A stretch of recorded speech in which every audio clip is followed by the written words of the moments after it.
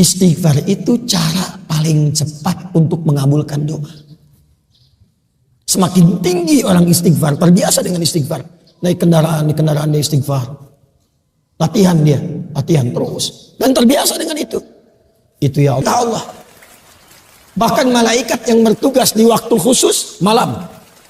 Yang bertugas di waktu khusus siang. Itu demi adanya waktu ini yang diistimewakan oleh Allah. Itu semua langsung kumpul di waktu itu. Kapankah waktu itu? Nabi menyebutkan ada 2 waktunya. Ada berapa waktunya? Sebentar. Kita belajar waktu dulu dalam Quran ya. Belajar waktu dulu. Mau pilih mana? Pilih yang singkat, cepat. Pilih yang agak detail. Pilih yang detail. Yang singkat, agak detail atau detail? Nah, kita mulai dari awal dulu ya. Yang singkat bagi 2, siang dan malam. Karena itu sering di Quran disebutkan siang dan malam. Quran surah ke-2 dulu Al-Baqarah di ayat 164. Paling kanan sebelah atas di mushaf. Itu pertama kali disebutkan pergantian siang dan malam di Quran. Inna fi khalqis samawati wal ardi wa ikhtilafil laili wan nahar wal fulki allati tajri fil bahri bima yanfa'un nas, dan seterusnya ayat. Al-lail wan nahar. Jadi kalau kita ingin beraktivitas dan ingin memanage waktu, bagi 2 dulu secara umum. Apa yang dikerjakan di siang, apa yang dikerjakan di malam.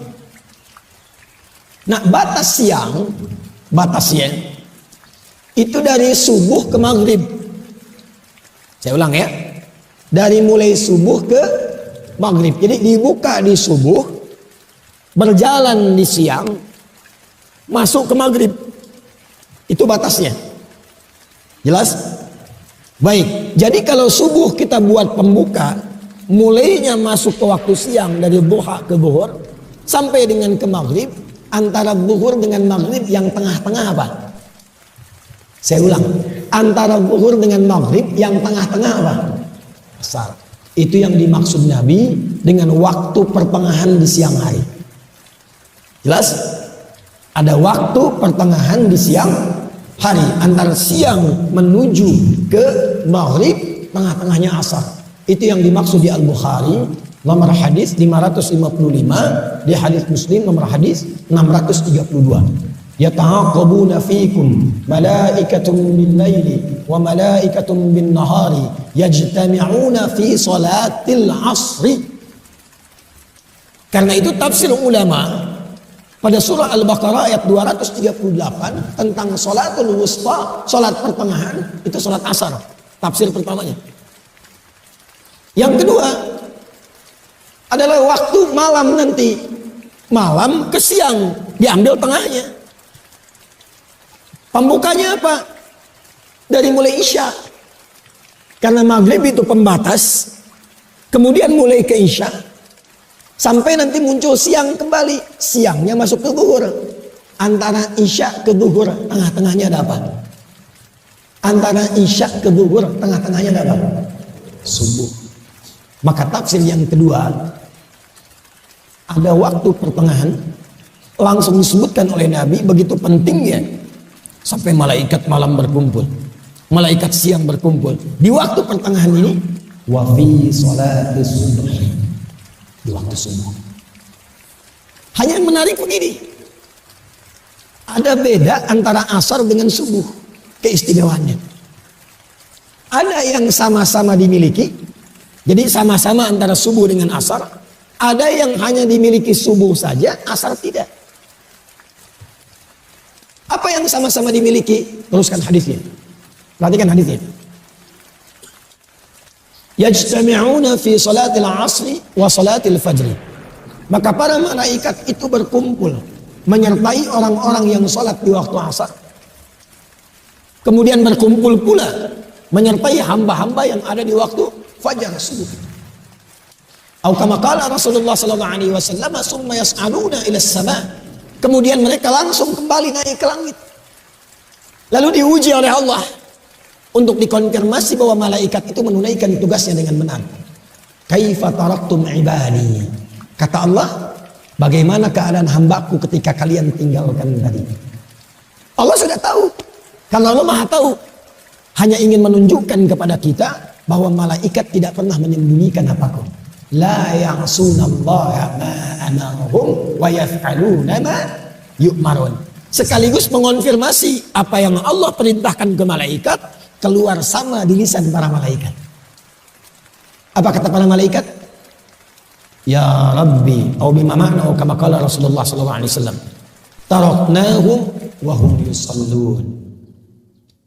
Kami tinggalkan hamba-hambamu itu. Kami sertai, kami tinggalkan.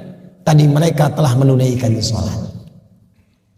Dan ketika malaikat melaporkan itu secara live, waktu asar dan waktu subuh, hamba yang disertai itu sedang sholat, maka Allah kemudian, perhatikan ini yang paling penting, menegaskan pemberian rahmat dan ampunannya kepada hamba yang tengah menunaikan sholat yang dilaporkan oleh malaikat itu.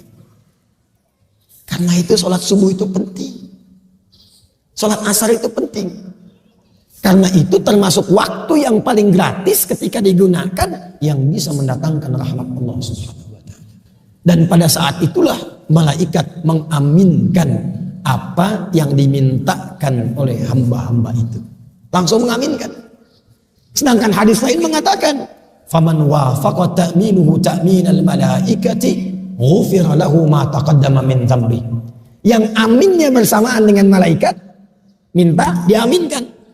Atau dalam sholat kita amin, malaikat amin, langsung dapat bonus. Bukan hanya dikabulkan doanya, tapi langsung mendapatkan ampunan Allah Subhanahu wa ta'ala. Jadi keutamaan waktu subuh itu yang pertama, mempercepat datangnya ampunan Allah Subhanahu wa ta'ala. Maaf, pilih mana? Dapat harta 100 miliar atau dapat ampunan Allah? Tak ada yang ketiga, cuma dua saja ini.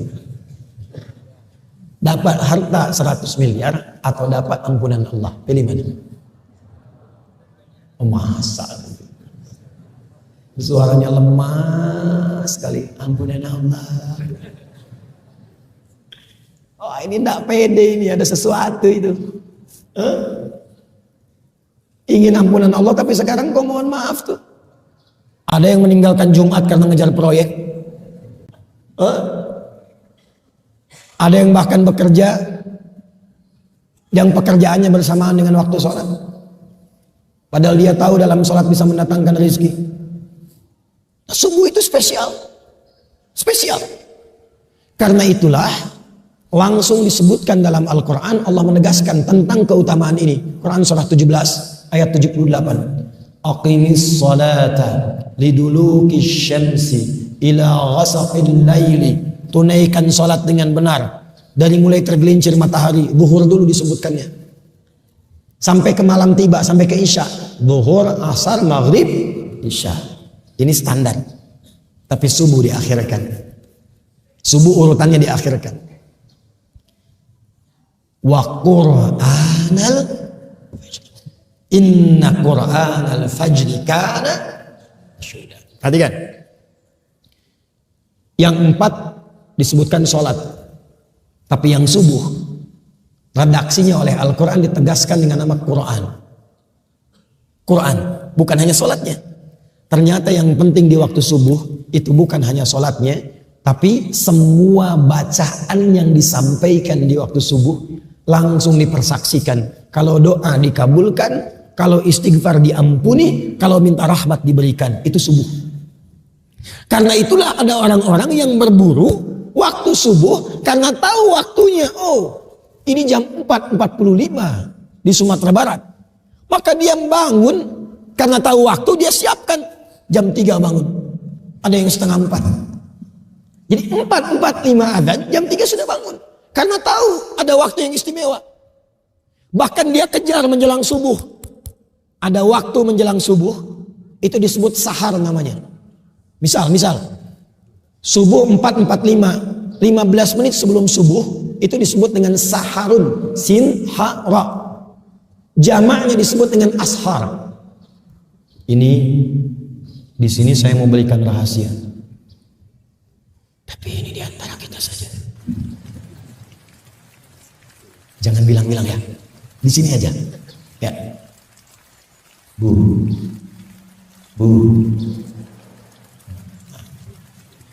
Kalau kemarin di Tanah Datar saya bilang, Bu, yo, gitu. Sini ya, Bu. Nah, gitu. Nampak lah minatnya.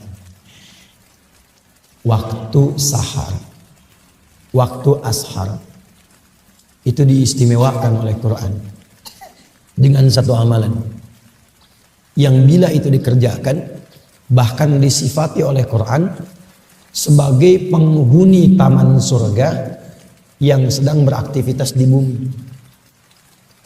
Jadi ada calon penghuni taman surga, Jannatun Uyun, sedang beraktivitas di bumi. Dia tinggal nunggu meninggalnya aja untuk pulang. Salah satu aktivitasnya apa? Dia sering beristighfar di waktu sahar. Itu ada di Quran surah 51 Al-Dhariyat di ayat ke-18. Wabil ashari hum yastaghfirun. Dan mendekat ke waktu subuh, mereka ingin duluan mengejar rahmat Allah berupa ampunan Allah Subhanahu wa taala. Karena hadisnya qudsi. Hadis qudsi. Yanzilu Rabbuna tabaraka wa ta'ala fi thulutsil akhir min al-lail. Fayaqulu ya ibadi. Itu setiap datang waktu sahar, Allah menyampaikan, hei hamba-hambaku, siapa yang minta, aku berikan. Siapa yang berdoa, aku kabulkan. Dan siapa yang memohon ampunan kepadaku, faman istaghfara liya ghafartu lah, aku ampuni sekarang dosa-dosanya. Apa rahasia yang ingin saya bagi? Begini, Bu, Ibu kalau saya beri pilihan, Ibu pilih mana? 1 miliar atau kalimat istighfar? Betul. Awas nanti dimarahi bapak pulang dari sini. Kenapa kau ambil 1 miliar? Kalau ada pilihan, termasuk dunia dan seisinya, pilih istighfar. Pilih istighfar. Karena kemuliaannya 2. 1, istighfar itu memberikan jaminan langsung dari Allah kepada kita untuk menjadikan semua yang Allah titipkan kepada kita semua berkah dan bernilai baik.